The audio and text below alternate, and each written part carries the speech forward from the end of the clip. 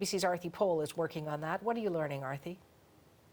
Yeah, that guest that you are about to interview, of course, that's the sister of one of the victims that we were talking about yesterday. And that's certainly another one of those very tragic stories of a family that lost their lives in this tragedy that happened in Nova Scotia over the weekend. But let's quickly talk about some of the other names that have now been confirmed. I was saying to our viewers as we've started our coverage that, of course, we are waiting for official confirmation to make sure their relatives know that they were victims in this mass killing in Nova Scotia before we are going ahead and naming them. And so with that in mind, I will give our viewers some more details of some of the names that we have learned. Kori Ellison is one of the new individuals that we have learned died in this killing. He was 42 years old, and he was remembered on Monday as a thoughtful, kind friend who went out of his way to help others. And in fact, he was from Truro, Nova Scotia, which is where he was living, but he went to go and visit his father. Now, his father did get a chance to speak with CBC News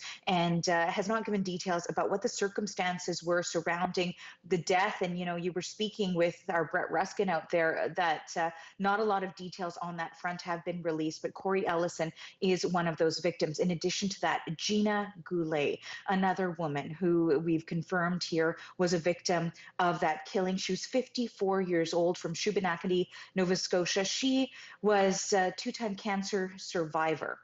She had battled cancer twice before her life was taken on the weekend. And she actually worked as a denturist for 27 years.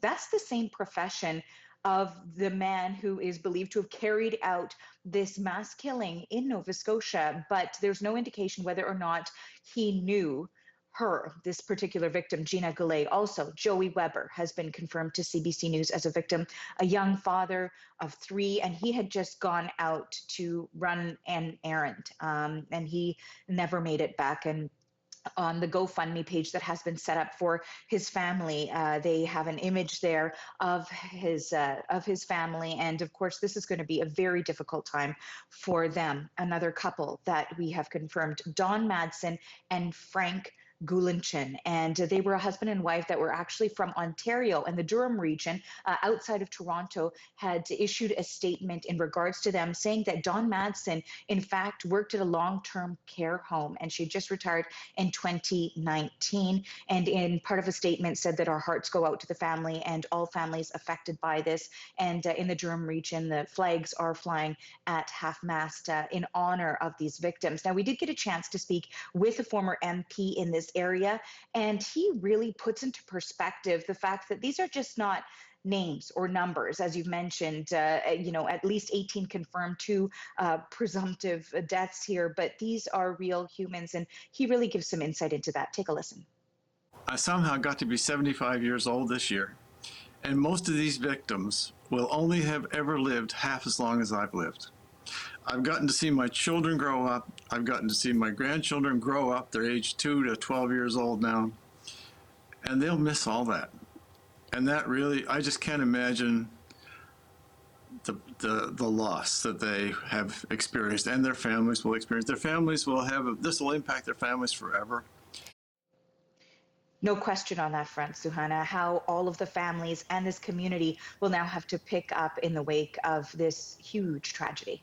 And Arthi, 2 other people, a couple, presumed dead. Anything further on that?